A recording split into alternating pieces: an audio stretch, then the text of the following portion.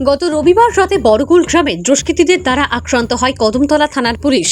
এরই প্রতিবাদে শুক্রবার রাতে 100 বিশাল মিছিলের মাধ্যমে 54 কদমতলা কর্তৃ ব্লক কংগ্রেস কমিটির উদ্যোগে কদমতলা থানার সামনে দোষীদের দৃষ্টান্তমূলক শাস্তির দাবিতে বিক্ষোভ প্রদর্শন করা হয়। এদিন প্রেমতলা বাজার থেকে একটি মিছিল পুলিশ কর্মীদের উপর আক্রমণের প্রতিবাদ জানিয়ে দোষীদের দৃষ্টান্তমূলক শাস্তি প্রদানের দাবিতে মিছিল করে কদমতলা থানায় আসে এবং থানার সামনে বিক্ষোভ প্রদর্শন শুরু করে।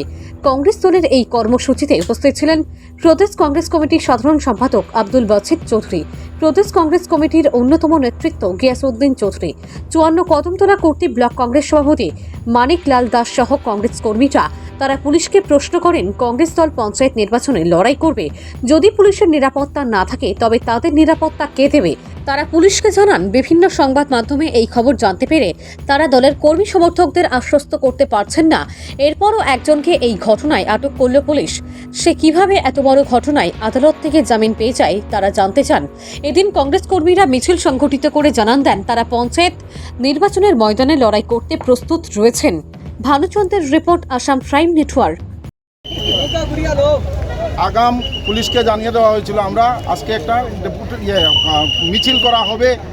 তা আমরা সেই মোতাবেক মিছিল নিয়ে এসেছি। আমাদের সঙ্গে রয়েছেন ব্লক কংগ্রেসের মাননীয় সভাপতি মানিকলাল দাস মহোদয়, প্রদেশ কংগ্রেসের মাননীয় সদস্য শ্রদ্ধেয় গিয়াসউদ্দিন চৌধুরী সাহেব সহ কংগ্রেসের নেতৃবৃন্দ।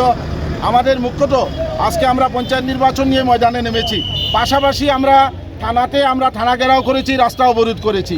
কি কারণে করেছি কয়েকদিন আগে আপনারা শুনতে পেয়েছেন, কদমতলার পুলিশের উপর বিজেপির গুন্ডা বাহিনীরা প্রকাশ্য হামলা চালিয়েছে, গাড়ি ভাঙচুর করেছে, 7 জন পুলিশ কর্মী আক্রান্ত হয়েছে। তারপরও দেখা গেল যাদের হাতে আক্রান্ত হয়েছেন তারা আপনার কোর্টে গিয়ে বেল পেয়ে চলে আসলো। আমরা যে রাজ্যে পুলিশের নিরাপত্তা নেই সেই রাজ্যে নির্বাচন অবাধ সুষ্ঠু হবে কি করে?